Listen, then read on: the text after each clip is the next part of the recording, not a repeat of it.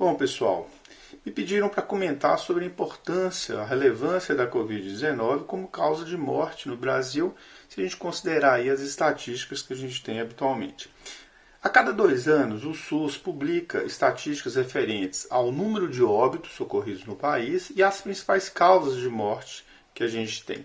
Infelizmente, a gente tem um certo número aí que é esperado de morte, dado uma média que a gente tem histórica, né? É uma situação mais ou menos endêmica que a gente pretende e tenta melhorar com a melhora das condições de saúde da população, mas infelizmente, de forma inevitável, um grande número de pessoas vai falecer aí ao longo de cada ano.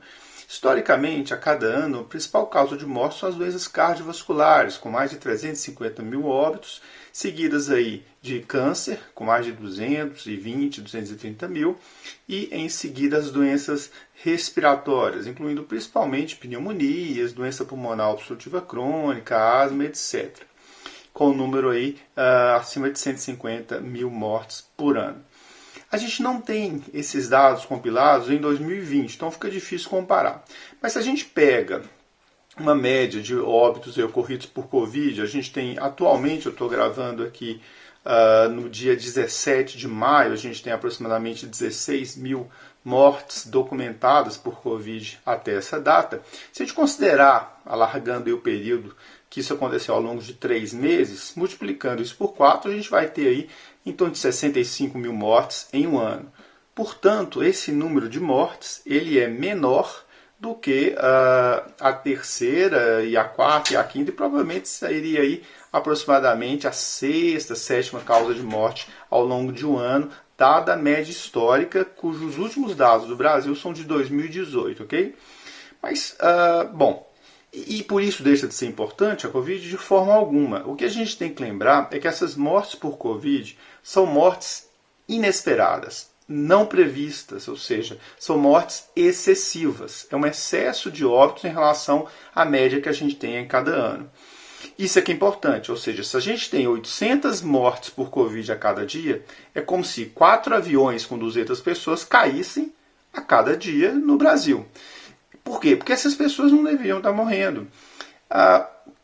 Além disso, existe uma situação indireta em que a Covid pode contribuir para a morte de uma forma que a gente pode chamar aí, às vezes, de transbordamento, que é a falta de assistência a outras condições, aumentando o risco desses pacientes que têm outras condições morrerem, como, por exemplo, um paciente que tem uma doença cardíaca, uma doença pulmonar, porque a assistência está muito dirigida, muito direcionada, assim como os recursos financeiros, técnicos e infraestrutura, para a Covid. Além disso, um paciente com uma doença crônica, uma vez adquira Covid, ele pode também falecer de descompensação dessa doença crônica induzida pela infecção pelo novo coronavírus.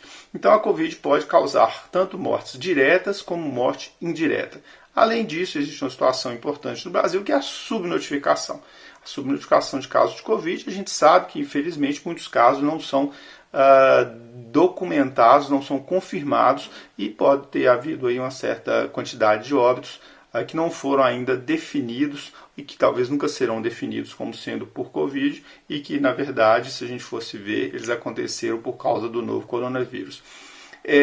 Esse excesso de mortes, infelizmente, isso não é só um problema do Brasil, isso aconteceu em outros países, mas mostra que o Brasil precisa, de fato, assumir de uma maneira bastante incisiva e organizada, muito mais organizada do que a gente está tendo, infelizmente, o combate à pandemia, ou seja, as medidas de controle dessa pandemia e qualquer plano de saída desse sistema ou desse processo de isolamento social ou de quarentena, ele tem que ser feito com muitos critérios. Infelizmente há um preço a pagar, já se pagou um preço alto, né, na verdade.